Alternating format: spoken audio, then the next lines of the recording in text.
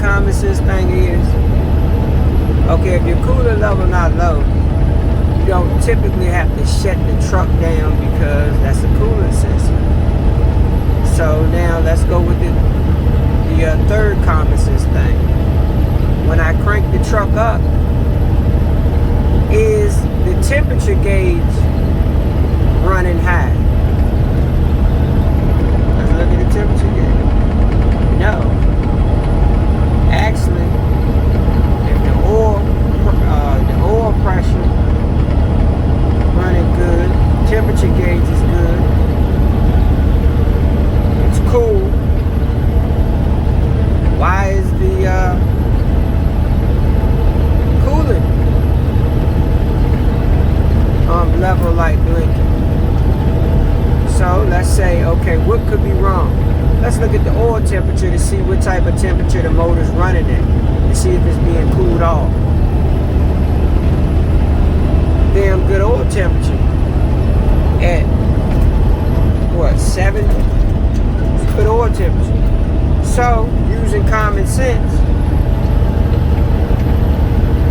I'm gonna make a hypothesis that my coolant level temperature sensor, well, my coolant level sensor is gone out. Because I've checked the coolant level, it's high. I've checked the coolant temperature, it's running cool at a good RPM.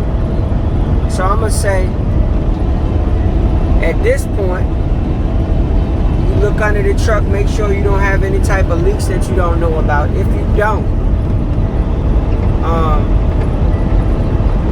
then you can make a hypothesis that it's your coolant level sensor that's causing your coolant level light to come on in your engine light.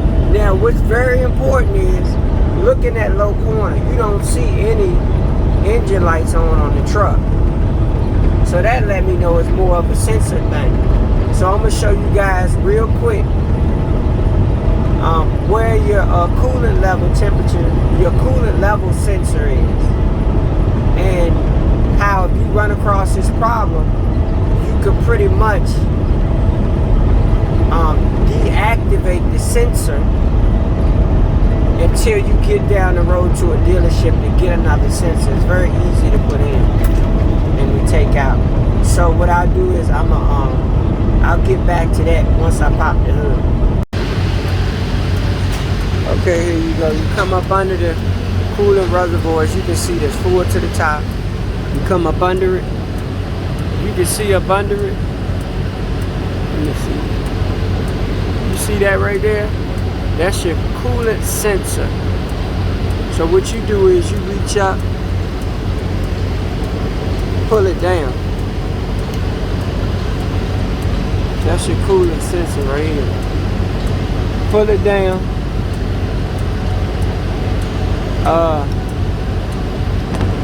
And you unplug it. I might need 2 hands to do it, but you see, get you aim right. You see that? That's your coolant sensor. It's sticking to the bottom of your coolant reservoir.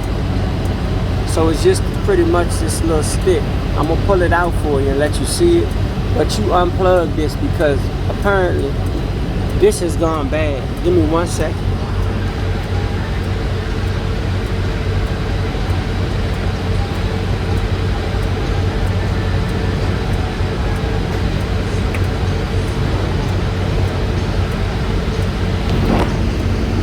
There you go.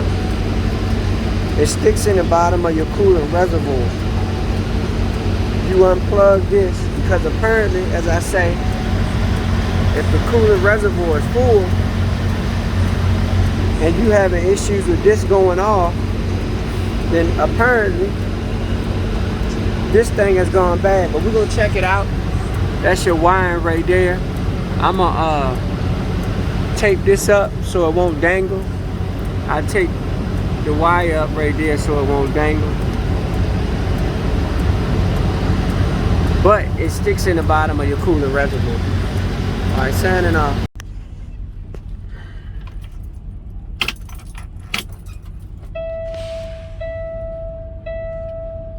Okay, as you can see, when I crank it back up,